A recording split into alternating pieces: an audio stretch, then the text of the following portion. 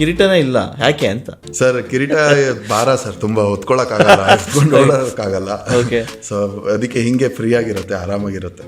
ಮತ್ತೆ ನಮ್ ಶಿವಮಣಿ ಸರ್ ಯಾವಾಗ್ಲೂ ಒಂದು ಮಾತು ಹೇಳೋರು, ನಿನ್ನ ಜೋಶ್ ಸಿನಿಮಾ ಇದೆಯಲ್ಲ, ನೀನ್ 10 ವರ್ಷ ಫ್ಲಾಪ್ ಕೊಟ್ರು ಅದೊಂದು ಜೋಶ್ ಸಿನಿಮಾ ನೀನ್ ಕಾಪಾಡತ್ತೆ.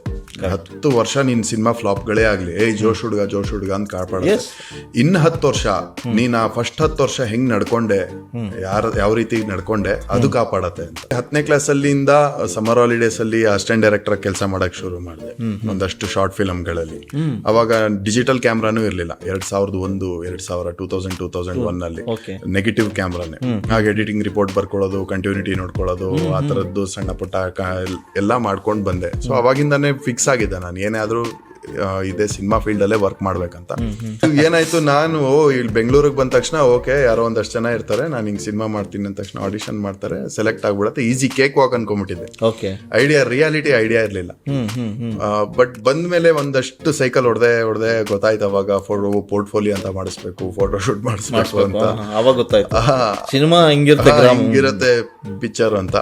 ಓಕೆ ಅಂತ ಪೋರ್ಟ್ಫೋಲಿಯೋ ಎಲ್ಲ ಮಾಡಿಸಿ ಸುತ್ತಾಡಿದ್ರು. ಅವಾಗ ಗೊತ್ತಾಯ್ತು ನಂತರ ಎಷ್ಟು ಜನ ಇದ್ದಾರೆ ಓಡಾಡ್ತಾ ಇರೋರು ಅಂತ.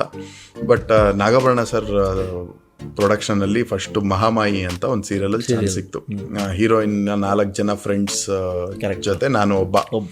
ನಮ್ಮ ಜೀನಿ ಸ್ಲಿಮ್ ನ ಯೂಸ್ ಮಾಡಿ 8 ತಿಂಗಳಲ್ಲಿ 55 kg ಸಣ್ಣ ಆಗಿದ್ದಾರೆ. ಜೀನಿ ಸ್ಲಿಮ್ ತಗೊಂಡು ಈಗ ಫಿಟ್ ಆಗಿದ್ದೀನಿ ಅಂತ ಔಟ್ ಸೈಡ್ ತಿನ್ನೋದ್ ಬದಲು ಇದನ್ನ ತಗೊಂಡ್ರೆ ನಾವು ಸಣ್ಣ ಆಗ್ಬೇಕಂತ ಜಿಮ್ಮಿಗೆಲ್ಲ ಹೋಗ್ತೀವಿ, ರಿಸ್ಕ್ ತಗೋತೀವಿ. ಎನರ್ಜಿ ಡ್ರಿಂಕ್ ಆಗಿ ನಾವು ಜೀನಿ ಸ್ಲಿಮ್ ತಗೊಂಡ್ರೆ ಒಳ್ಳೆ ರಿಸಲ್ಟ್ ಬರುತ್ತೆ. ಮತ್ತೆ ಅದರಿಂದ ಯಾವ್ದು ಸೈಡ್